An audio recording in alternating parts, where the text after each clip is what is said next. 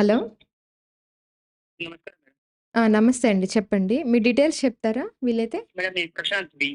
ప్రశాంత్. చెప్పండి. చెప్పండి. మేడం ఈ సానుభూతి కూడా వివక్షే కదా మేడం? సానుభూతి కూడా వివక్ష అంటే వివక్ష వేరు. ఇది కూడా వివక్షే కదా? ఆ! ఆ! అదే సార్ చెప్తున్నారండి. మీ వాయిస్ మ్యూట్ చేయండి. రైట్.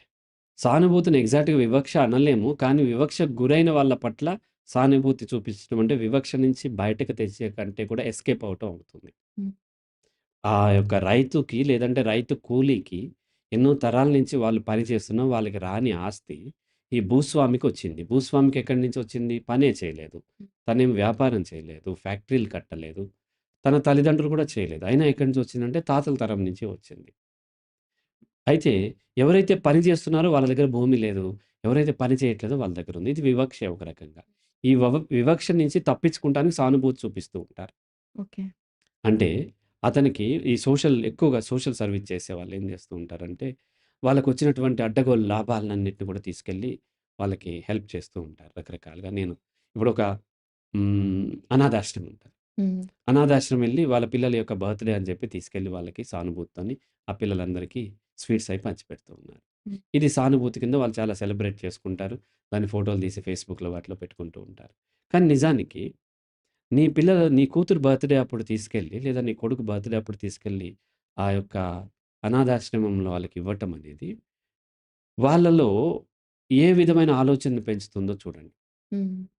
అతనికి బర్త్‌డే బ్రహ్మాండంగా జరుగుతుంది. హ్మ్. నాకు జరగట్లేదు అనే ఆలోచనొస్తది. ఈరోజు వచ్చిన ఫుడ్‌తో పాటు హ్యాపీయే. కానీ అతను ఇచ్చే పొజిషన్‌లో ఉన్నాడు. నేను తీసుకునే పొజిషన్‌లో ఉన్నాను అన్నప్పుడు వీళ్ళు ఇన్ఫీరియర్ అయిపోవటం గానీ, లేదంటే కసి పెంచుకోవటం గానీ జరుగుతూ ఉంటుంది. హ్మ్.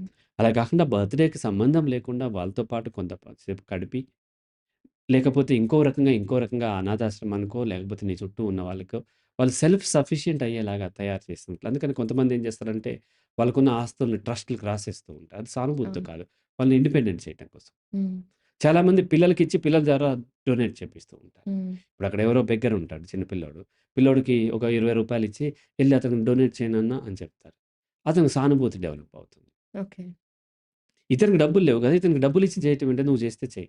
హ్మ్. అలాగే రేపొద్దున కలిసి ఏదన్నా అవకాశం వచ్చినప్పుడు మీ ఇద్దరు కలిసి తినండి అన్న ఆ యొక్క పూర్ పీపుల్ యొక్క కిడ్నీ ఇద్దరిని కలిపి చేయటం.